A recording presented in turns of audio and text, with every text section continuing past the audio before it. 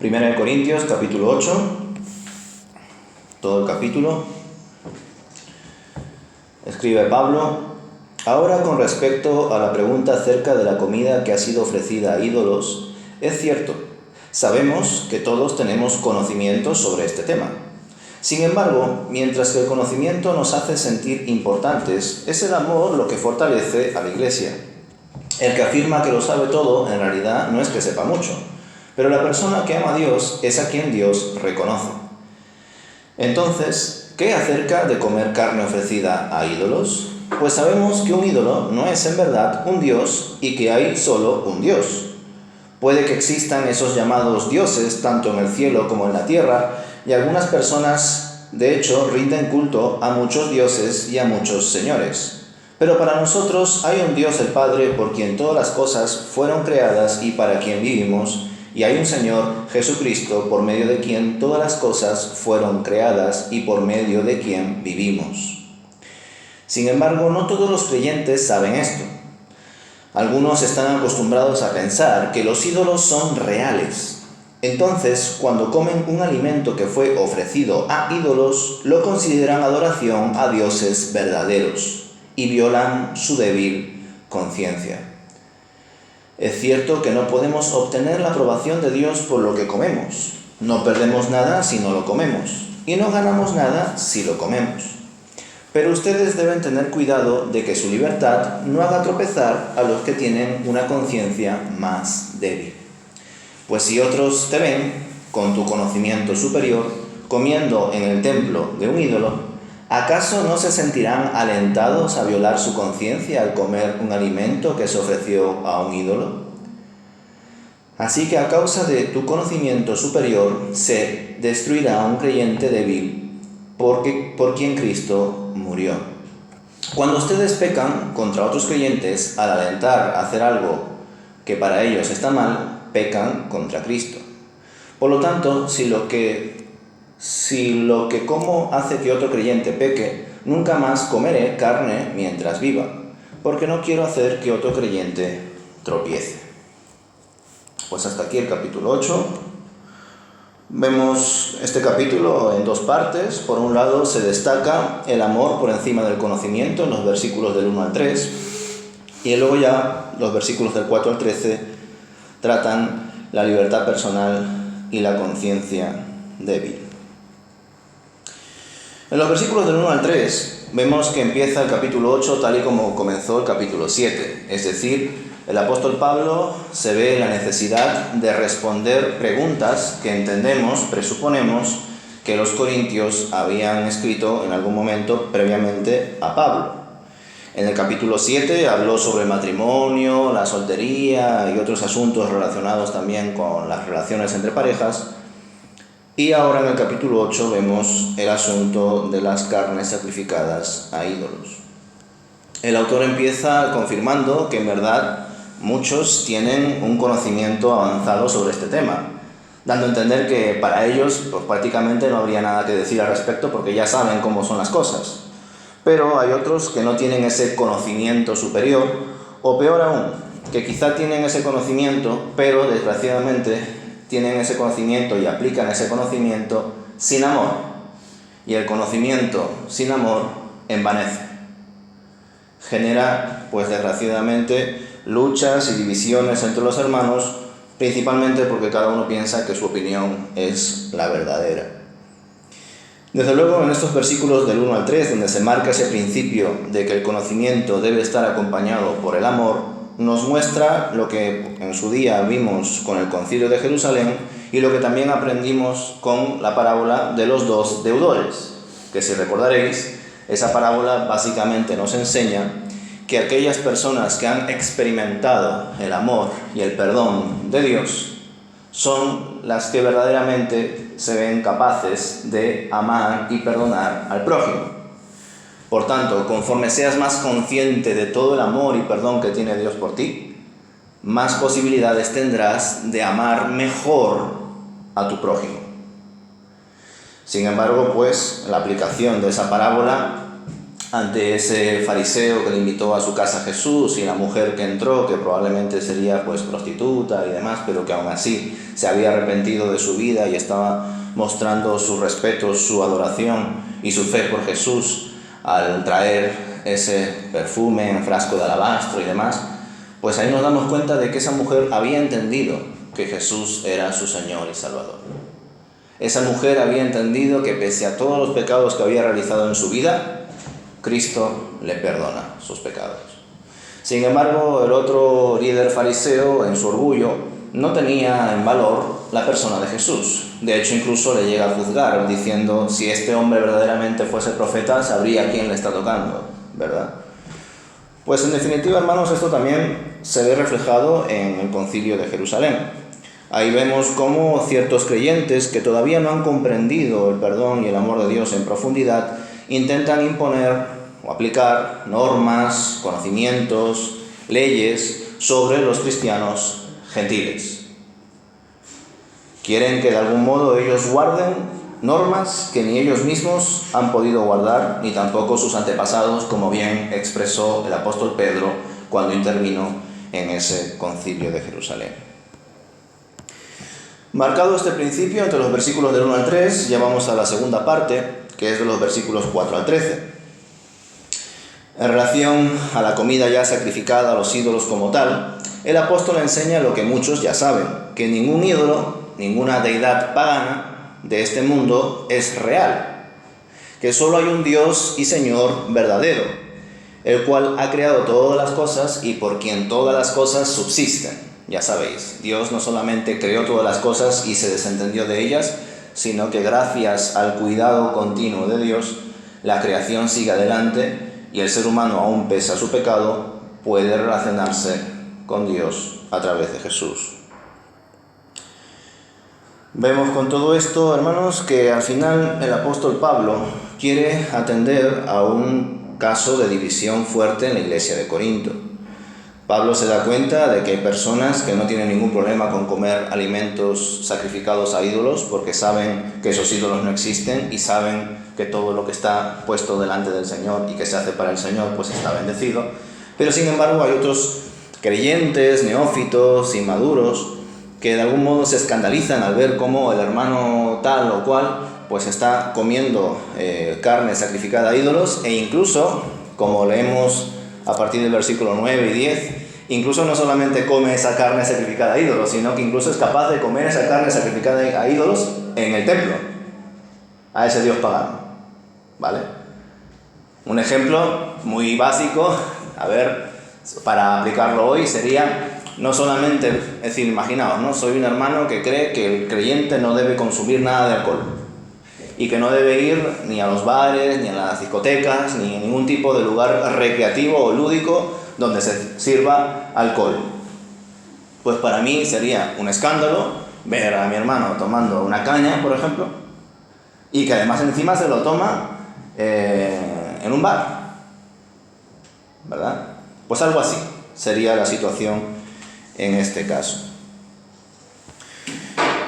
El apóstol Pablo marca bien el asunto de entender que solamente existe un Dios. Y esto es un punto importante, no solamente para los gentiles, sino para los judíos. Porque en ciertos textos da la sensación de que de algún modo los judíos entendían que cada nación tenía pues evidentemente su gobierno, su reinado, sus líderes, y que de algún modo tenían sus dioses.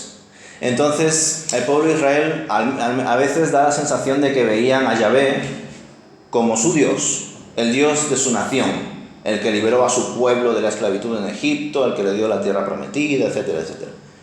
Y que luego ya las otras naciones tienen sus otros dioses, y que cuando hay guerras, hay enfrentamientos, hay comparaciones, es una lucha entre vuestro líder y nuestro líder, vuestro rey y mi rey, vuestra cultura, nuestra cultura, vuestro Dios, nuestro Dios.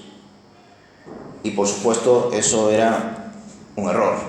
No se debía concebir la existencia de otros dioses porque no existen otros dioses.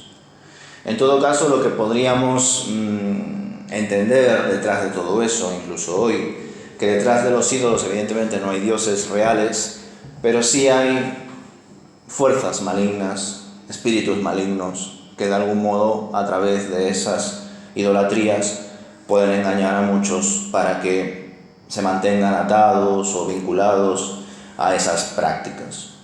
Pero verdaderamente no se está adorando a ningún dios. No existe ningún dios Ra, ningún dios Zeus, ni nada de esto. Todo eso son invenciones del ser humano. Por tanto, Pablo les muestra que el problema no está tanto en la comida en sí, que tanto comer el alimento sacrificado como no comerlo no te hace ni mejor ni peor delante de Dios. No obstante, cuando la conciencia del prójimo está en juego, el asunto cambia totalmente. Cuando yo en mi libertad como carne sacrificada a ídolos, que no supone ningún problema, no me pone en pecado delante de Dios, pero descubro que eso vulnera la conciencia de mi hermano que es neófito, que es recién convertido, que tiene una conciencia débil por diferentes razones, pues yo no lo debo hacer. Aún sabiendo que yo en mi libertad puedo hacerlo y que no hay ningún problema delante de Dios, si verdaderamente amo a Dios, tendré en consideración al prójimo. Tiene que estar hilado. No puedo reivindicar y decir, no, te tienes que acostumbrar a lo que yo pienso y a lo que yo hago. Yo no me voy a limitar en mi libertad en Cristo por tu conciencia. Eso no sería un buen procedimiento por parte de un buen cristiano. Ahora bien, por supuesto, hay límites y eso lo podemos ver después en las conclusiones. En definitiva, el creyente debe ser consciente de que forma parte de un cuerpo, de que no puede ir por la vida como un llanero solitario en la fe. Tiene que entender que, por un lado, es su responsabilidad encargarse de su crecimiento, de su madurez personal, pero también debe velar por el cuidado, el crecimiento, la sanidad del prójimo y, en general, de toda la Iglesia. Pues si Cristo murió por toda la Iglesia, cada miembro de la Iglesia es valioso para Dios. Y cada uno de sus hijos debe tener en consideración a cada hijo de su padre, es decir, a su hermano, manifestando el mismo amor que manifestó Cristo en su muerte y resurrección.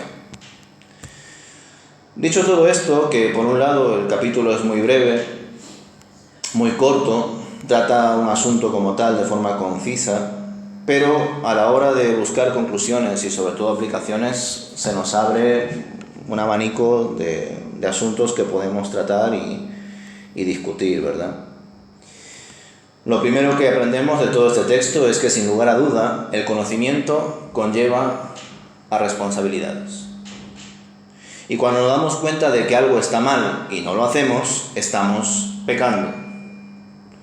Siempre debemos actuar en conciencia y, por supuesto, nuestra conciencia debe estar guiada por la palabra y por el Espíritu de Dios. Por ejemplo, por poner ejemplos así actuales, ¿no? Si te das cuenta de que con el uso, por ejemplo, excesivo de plásticos, si tú te das cuenta de eso, te informas al respecto y descubres que por el uso excesivo de plásticos o el consumo de ciertos productos pues envasados de forma abusiva estás contaminando el medio ambiente y te documentas al respecto de todo ello, pues si tú te das cuenta de eso, debes actuar en consecuencia, pues si no estarías pecando para ti. Tú lo estarías volviendo algo malo, aún independientemente de que sea algo malo. Y esto lo vemos muy claramente en Romanos capítulo 14. O por ejemplo, si te das cuenta de que el consumo de carne de ciertas empresas, de ciertas productoras, contribuye al maltrato animal, pues deberías dejar de consumirlas. Porque si tú descubres que eso está mal, y sin embargo sigues como si nada, pues has adquirido un conocimiento que tú mismo lo has buscado, pero sin embargo no has tomado ninguna decisión responsable. Entonces estás siendo incongruente contigo mismo. Y este principio, hermanos, es muy particular. Y lo vamos a leer en el capítulo 14 de Romanos.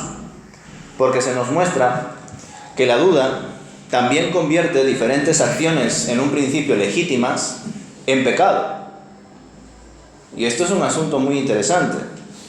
Es decir, hay varias cosas que delante del Señor no están necesariamente mal, pero si yo descubro que está mal, o para mí eso yo lo convierto en algo malo, verdaderamente delante de Dios también se convierte en algo malo. Porque estoy al fin y al cabo fallando a mi conciencia, y mi conciencia me la ha dado Dios. Vamos a leer Romanos capítulo 14, porque tiene muchísima relación, más allá de que es el mismo autor, con 1 Corintios capítulo 8. Y no es muy largo. Romanos capítulo 14. Escribe Pablo: acepten a los creyentes que son débiles en la fe y no discutan acerca de lo que ellos consideran bueno o malo. Por ejemplo, un creyente piensa que está bien comer de todo, pero otro creyente con una conciencia sensible come solo verduras. Los que se sienten libres para comer de todo no deben menospreciar a los que no se sienten con la misma libertad. Y los que no comen determinados alimentos no deben juzgar a los que sí los comen, porque a esos hermanos Dios los ha aceptado. ¿Quién eres tú para juzgar a los sirvientes de otro? Su amo dirá si quedan en pie o caen, y con la ayuda del Señor quedarán en pie y recibirán la aprobación de Él. Del mismo modo, algunos piensan que un día es más sagrado que otro, mientras que otros creen que todos los días son iguales. Cada uno debería estar plenamente convencido de que el día que elija es aceptable. Los que adoran al Señor un día en particular lo hacen para honrarlo a Él. Los que comen toda clase de alimentos lo hacen para honrar al Señor, ya que le dan gracias a Dios antes de comer. Y los que se niegan a comer ciertos alimentos también quieren agradar al Señor y le dan gracias a Dios. Pues no vivimos para nosotros mismos, ni morimos para nosotros mismos. Si vivimos es para honrar al Señor, y si morimos es para honrar al Señor. Entonces, tanto si vivimos como si morimos, pertenecemos al Señor. Cristo murió y resucitó con este propósito: ser Señor de los vivos y de los muertos. ¿Por qué entonces juzgas a otro creyente? ¿Por qué menosprecias a otro creyente? Recuerda que todos estaremos delante del tribunal de Dios, pues dicen las Escrituras: tan cierto como yo vivo, dice el Señor, toda rodilla se doblará ante mí y toda lengua declarará lealtad a Dios. Es cierto, cada uno de nosotros tendrá que responder por sí mismo ante Dios, así que dejemos de juzgarnos unos a otros. Por el contrario, propóngase vivir de tal manera que no causen tropiezo ni caída a otro creyente. Yo sé, y estoy convencido por la autoridad del Señor Jesús, que ningún alimento en sí mismo está mal. Pero si alguien piensa que está mal comerlo, entonces para esa persona está mal. Si otro creyente se angustia por lo que tú comes, entonces no actúas con amor si lo comes. No permitas que lo que tú comes destruya a alguien por quien Cristo murió. Entonces no serás criticado por hacer algo que tú crees que es bueno. Pues el reino de Dios no se trata de lo que comemos o bebemos, sino de llevar una vida de bondad, paz y alegría en el Espíritu Santo. Si tú sirves a Cristo con esta actitud, agradarás a Dios y también tendrás la aprobación de los demás. Por lo tanto, procuremos que haya armonía en la iglesia y tratemos de edificarnos unos a otros. No destruyas la obra de Dios a causa de lo que comes. Recuerda que todos los alimentos están permitidos. Lo malo es comer algo que haga tropezar a otro. Es mejor no comer carne, ni beber vino, ni hacer ninguna otra cosa que pudiera causar que otro creyente tropiece. Tal vez crees que no hay nada malo en lo que haces, pero manténlo entre tú y Dios. Benditos son los que no se sienten culpables por hacer algo que han decidido que es correcto.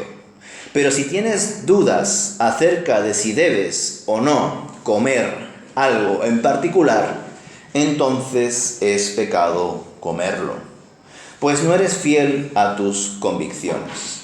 Si haces algo que crees que está mal, pecas. Este último versículo es clave. Si haces algo que crees que está mal, pecas. Este asunto es muy interesante, hermanos, el asunto de la conciencia. Una conciencia que evidentemente puede ser manipulada por otros, una conciencia que evidentemente se puede retroalimentar y por tanto también autoengañar. Ya sabéis, el corazón es engañoso por encima de todas las cosas.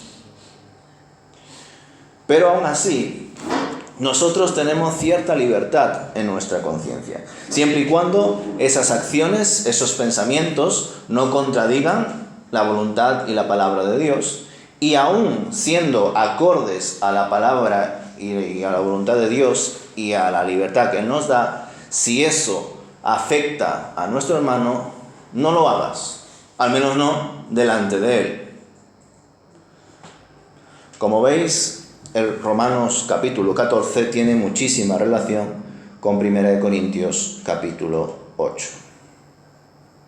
Es más, si os fijáis, aquellos que habéis escuchado la reflexión sobre el Concilio de Jerusalén el domingo pasado y también el viernes en parte, ahí Santiago mandó escribir 4 requisitos. 4 requisitos que se llevó en una carta a la iglesia de Antioquía para que se lean a los creyentes de Antioquía, de Siria, Cilicia y demás. Y en esos 4 requisitos, que sería bueno que cumplan, que guarden los creyentes gentiles, la iglesia de Jerusalén escribió que tanto para ellos como para el Espíritu Santo les pareció bien escribir estos 4 requisitos. Y entre esos 4 requisitos se escribe: no comáis carne sacrificada a ídolos. Y esto es un asunto muy interesante, hermanos, porque recordad que cuando fueron judaizantes de Jerusalén a Antioquía, hubo una gran discusión en la iglesia de Antioquía. Y la iglesia de Antioquía decidió enviar varios delegados, entre ellos a Pablo y Bernabé. Ellos subieron a Jerusalén, allí tuvieron el concilio, y cuando tuvieron las conclusiones y escribieron la carta, ellos también, los de la iglesia de Jerusalén, enviaron delegados. En esta ocasión solamente 2, Barsabás y Silas, que no solamente eran líderes de la iglesia de Jerusalén, sino que también eran profetas. Estos 2 fueron llevando la carta y además también acompañados con Pablo y Bernabé a Antioquía para leer la carta públicamente y para fortalecer a los hermanos, especialmente a los gentiles que habían sido ultrajados por estos judaizantes que les decían: si no guardáis la ley de Moisés, no sois salvos del todo. Cuando, sin embargo, el Evangelio nos enseña que somos salvos por fe, no por obras. ¿Por qué os digo todas estas cosas, aparte de hacer un repaso de lo que hasta ahora hemos reflexionado, o al menos algunos han escuchado un viernes o un domingo? Porque aparentemente pasa aquí algo distinto. Pablo dice que no hay ningún problema en comer carne, ya sea sacrificada a ídolos o lo que sea. No hay ningún problema, siempre y cuando se haga para el Señor. Porque todo lo que hace un creyente es para el Señor. Y hasta se bendice en el Señor. Lo que vemos aquí, y por supuesto ya en su día el viernes lo vimos, lo que Santiago ahí escribe apuntaba a un tiempo distinto al cual se escribe aquí en Romanos y también en Corintios. En efecto, ahí el Espíritu Santo lo que quería dar era pautas para que en los comienzos de la expansión de la iglesia a lo largo de diferentes regiones no se produzca desde un principio divisiones entre los judíos y los gentiles recién convertidos. Pero luego, conforme cada iglesia va adquiriendo su madurez, va recibiendo más líderes, más maestros, más pastores que cuiden también de la iglesia, debían de ir hilando fino y tratando los problemas internos que cada iglesia tenía. Y por supuesto, no habría ningún problema en comer cualquier alimento, sea o no sacrificado a ídolos. Es más, esta enseñanza ya se la dio Dios mismo a Pedro, con esa visión famosa antes de ir a ver a Cornelio en Cesarea. Bajó un manto con un montón de animales impuros para los judíos, ya sabéis, reptiles, cuadrúpedos, aves, etcétera, etcétera. Y el Señor le dice: mata y come. Y Pedro dice: Señor, ¿cómo voy a comer esto si está en contra de mis costumbres?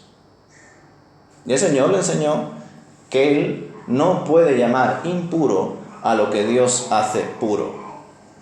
Y cuando nosotros comemos, bebemos y todo lo que hacemos, lo hacemos delante del Señor, no es impuro, no es malo.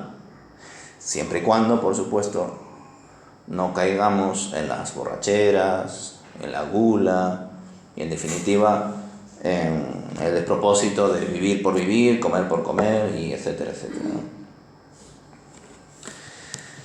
Con todo este asunto, donde a veces algunos pueden tener la sensación: vaya, qué conservador era Santiago, el líder de Jerusalén, y qué liberal es Pablo, el apóstol de los gentiles. Pero no, hermanos, nada más lejos de la realidad. Otra conclusión, aplicación que sacamos de todo este capítulo 8 de 1 Corintios es precisamente una actitud que tuvo Pablo en Hechos capítulo 16. Pues en Hechos capítulo 16, que casi estamos a punto de verlo, pero todavía no, en la predicación terminaremos con el capítulo 15, vemos a principios del capítulo 16 de Hechos cómo Pablo, tras dividirse con Bernabé y escoger a Silas como compañero para el segundo viaje misionero, en medio de su trayecto, conoce a un joven Timoteo. Hechos capítulo 16. Este joven Timoteo era de padre gentil, pero de madre judía. Sin embargo, pese a ser de madre judía y padre gentil, Timoteo no había sido circuncidado en su nacimiento. Pero cuando Pablo lo conoce, lo capacita, y Timoteo pues se convierte en un ayudante del apóstol Pablo, Pablo le dice que se circuncide. Y podríamos decir, a ver, ¿qué ha pasado, Pablo? ¿No eras un poco abierto de mente y ahora estás mandando circuncidar a Timoteo cuando los que son todavía más tradicionales que Santiago, que se les llama judaizantes, estaban diciendo a los gentiles que se debían circuncidar y guardar la ley? ¿Qué te pasó, Pablo? ¿Estás a dos bandas? Pues no, hermanos. Lo que hizo el apóstol Pablo fue una recomendación inteligente. Pablo sabía que si él iba a predicar el evangelio por diferentes regiones donde habían judíos y gentiles, iba a tener problemas con los judíos al descubrir que Timoteo era de madre judía y de padre gentil y no se había circuncidado. ¿Timoteo necesitaba circuncidarse para ser salvo? No. Pero Timoteo, debido a las costumbres judías, tenía que considerar circuncidarse simplemente para no ser de discusión, de tropiezo para los judíos, para que no sea un tema con el cual hagan perder el tiempo a Pablo y a Timoteo. Porque aunque Pablo hizo muchísimas cosas, las hizo por cuanto él tenía el reloj, aunque no existía reloj, muy presente. Pablo no quería perder el tiempo. Pablo iba a los lugares a predicar, capacitar personas y luego iba a otros. Porque Pablo era muy consciente, él tenía muy presente que el Señor podía venir en cualquier momento. Él lo tenía presente de verdad, no la frase hecha de sí, el Señor puede venir en cualquier momento. No, Pablo lo creía de verdad. Y no solamente creía de verdad que el Señor podría venir en cualquier momento, sino que además, como ya lo reflexionábamos en su día, Pablo se sentía deudor de la sangre de sus hermanos judíos. Porque él llegó a ser un judío que rechazó frontalmente y persiguió de forma hostil a los cristianos. Y por tanto comprendía las reacciones irascibles, hostiles de aquellos judíos que no querían recibir la fe en Jesús ni el Evangelio. Por eso es que Pablo iba a lo que iba al grano. Y no iba a permitir que nada le quite tiempo de lo importante que era predicar el Evangelio. Y es por eso que en Hechos capítulo 16, versículo 3, vemos cómo Pablo recomienda a Timoteo que se circuncide, aun sabiendo que eso no le iba a hacer ni mejor cristiano, ni le iba a hacer salvo, ni nada por el estilo. Simplemente para evitar discusiones con los judíos. Con el caso de Tito, por ejemplo, otro discípulo de Pablo, vemos que todo esto tiene sentido. Tito, a diferencia de Timoteo, era de padres gentiles. Tito era un gentil, de arriba abajo, por padre y madre. Y en ningún momento Pablo le dijo, circuncídate. No, porque era gentil de padre y de madre. Y para Pablo, evidentemente, circuncidarse no era necesario. Aprendemos con esto lo que aparece escrito en 1 Corintios capítulo 9, versículo 20. Porque aquí el apóstol Pablo, en 1 Corintios capítulo 9, versículo 20, dice lo siguiente. A los judíos me hice como judío, para poder ganar a los judíos. A los que están bajo la ley como bajo la ley, aunque yo no estoy bajo la ley, para poder ganar a los que están bajo la ley. Hermanos, este es un gran principio también para nosotros. Ponernos, dice aquí el apóstol Pablo, como si fuéramos de la ley, aunque verdaderamente no seamos de la ley. Esto lo podríamos aplicar con muchas cosas, con los agnósticos, con los ateos, con los católicos, etcétera, etcétera. Conocer ciertos asuntos de su grupo social, de su religión, de su movimiento, para que junto con ello podamos contactar un puente de comunicación, realizar un puente de comunicación y exponer el Evangelio. Ese principio lo vimos en Hechos capítulo 17, cuando el apóstol Pablo va a Atenas. Pablo conocía escritos de poetas griegos, de filósofos griegos. Y gracias a que conocía eso, pudo citar esas palabras y luego hilarlo con el Evangelio de Jesucristo. Pablo dio un paseo por las calles de Atenas y al ver que había un monumento al Dios desconocido, usó ese elemento visible para hablar del Dios que se ha revelado en Jesucristo. Aquí vemos importantes principios para nosotros, hermanos. Que no podemos caer en esa idea súper cerrada y tradicional de que el verdadero cristiano solamente tiene que leer la Biblia y libros cristianos, solamente tiene que escuchar música cristiana, solamente tiene que ver películas cristianas, todo lo que consuma tiene que ser cristiano. No podemos ser así, porque al funcionar así no podremos contactar con aquellos que necesitan a Cristo. Y nuestra función es esa. Siendo hijos de Dios, compartiendo las bendiciones de aquel que nos alejó de las tinieblas y nos llevó a su luz admirable. Ese es nuestro propósito. Nuestro propósito no es, he recibido el don de la fe, la salvación, la gracia de Dios, me voy a esconder en un sótano, en un trastero y voy a mantenerme ahí fiel en mi cuarto de oración para que nada me manche, para que nada me afecte. Y ya está. Eso sería un grave error, hermanos. Sería similar a las enseñanzas, principios que extraemos de la parábola de los talentos. Aquel que recibe un talento y por miedo de perderlo, lo esconde bajo la tierra, en vez de invertirlo. Ya os lo dije en Navidad. Dios no solamente nos ha dado el regalo de su Hijo, sino que nos ha hecho regalos andantes a cada uno de nosotros para ser compartidos al mundo. No nos podemos esconder, no nos podemos cerrar en nuestro propio gueto o en nuestras propias ideas o en nuestra ensimismada familia o sociedad o lugar de trabajo o lo que sea. Debemos de salir afuera, debemos salir de esa zona de confort.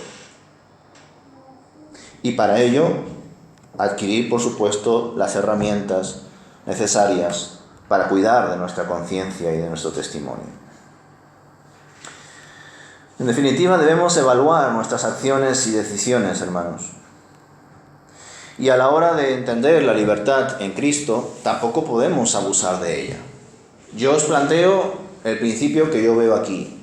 Bueno, varios, pero uno de ellos, que estoy destacando ahora, es que yo no creo que nosotros debamos limitarnos a contenido con título o apellido cristiano. Porque ni siquiera los propios líderes, siervos de Dios, lo hicieron así. Si hay que hacerse judío, se hace judío, con tal de llevar el evangelio a los judíos. Si hay que hacerse ateo, hagámonos ateos, con tal de llevar el evangelio a los ateos. Si hay que hacerse agnóstico, hagámonos agnósticos, con tal de llevar el evangelio a los agnósticos. Y es por eso que creo firmemente que un creyente debe de consultar diferentes contenidos, siempre y cuando eso no ponga en jaque su relación con Dios. Siempre y cuando eso no afecte a su santidad delante de Dios. Porque, por supuesto, no todo es válido. No vamos a decir, bueno, como soy libre en Cristo, voy a escuchar todo tipo de música, voy a ver todo tipo de películas, voy a leer todo tipo de libros, voy a hacer lo que yo quiera, porque soy libre en Jesús. ¿Qué más da? Tampoco es esa la posición que os estoy planteando aquí. Ese es el otro extremo. pero tampoco nos podemos quedar ensimismados en nuestro propio gueto cristiano, donde solamente leemos libros cristianos, escuchamos predicaciones, donde estamos todo el rato escuchando alabanzas y solamente viendo películas cristianas y todo esto. No, debemos de consultar otras fuentes, pero también cuidando de nuestra conciencia y también de la conciencia del otro. Yo sé que hay hermanos que no pueden leer, les cuesta leer un libro de un ateo, un libro de un científico que está totalmente opuesto a cualquier idea que tenga relación con la religión. Y yo soy consciente de que hay hermanos que es que no se ven capaces de leer un libro así, porque en cuanto se acercan a ese libro piensan que van a perder su salvación o que de repente no van a saber ni por dónde vienen ni por dónde van. También soy consciente de que hay hermanos que no son capaces de ver un documental de historia, porque de repente aparece en la película, bueno, en este caso en el documental, pues una escena de guerra o de violencia. Y eso le afecta a su conciencia, porque ¿cómo puedo ver una escena donde hay una guerra entre dos bandos? No lo puedo ver. Pero hay otros que sí lo pueden ver y extraen asuntos, conocimientos, referencias que luego pueden emplear a la hora de hablar con otros. Porque esto es otro punto, hermanos, a tener en cuenta. Nosotros, al menos desde mi perspectiva, desde mi acercamiento, tenemos la libertad de ver las noticias, de leer diferentes libros, de ver diferentes películas, series, escuchar diferentes canciones, no necesariamente alabanzas e himnos, pero siempre con el fin de reflexionar con ello, de madurar con ello, de entender que todo conocimiento proviene de Dios y sobre todo con el fin de emplear esos recursos para hablar del Evangelio de Cristo a gente que no lo conoce. Hermanos, un creyente no debe de consultar o consumir contenidos por el mero hecho de entretenerse, por el mero hecho de matar el tiempo. Ojo, el cristiano debe de entretenerse, por supuesto que sí, debe también descansar, debe tener su espacio de ocio, pero que ese no sea su fin, hermanos. Ese es el fin de aquellos que no tienen el descanso en Jesús. Pero nosotros tenemos el descanso en el Señor. Nosotros no necesitamos, aunque el mundo nos enseña que así debe ser, a que venga el domingo por la tarde para recién hacer supuestamente lo que yo quiero, ya sea ir al cine, ya sea comer en tal sitio, ya sea ir al golf o ver el fútbol o lo que cada uno le guste. Para el mundo, eso es el momento más perfecto de toda la semana. Para nosotros no. Por supuesto, es un tiempo de ocio, de descanso, pero no debe ser nuestro fin. Y ahí debemos de reflexionar y entender las cosas adecuadamente. Ni ser ultraconservadores y cerrarnos en nuestras ideas, ni tampoco vivir de forma desinteresada, sin tener discernimiento de nada y viviendo por vivir. Nosotros no tenemos que matar el tiempo, hermanos. Todo lo contrario, nosotros debemos de redimir el tiempo. Debemos de usar el tiempo adecuadamente. Y en medio de su uso adecuado, por supuesto que podemos leer libros, ver películas, series, vídeos, música, etcétera, etcétera. Pero no solamente por el mero hecho de divagar y anda, mira lo que ha hecho esto y mira lo que dijo el otro, sino también para reflexionar sobre la sociedad. Para ver cómo está el mundo en el cual, de algún modo, podemos y debemos impactar, ya sea en nuestro trabajo, en nuestro tiempo de descanso, lo que sea. Por tanto, hermanos, la última conclusión, debemos evaluar nuestras acciones y decisiones sabiendo que todo lo debemos hacer para el Señor, ya sea trabajar, ya sea comer, ya sea descansar, ya sea entretenerse. Nosotros no podemos limitarnos a hacer las cosas porque sí, por matar el tiempo. Nosotros debemos nuestra vida a Cristo por cuanto le pertenece y entregarle todo nuestro ser es lo mejor que podemos hacer.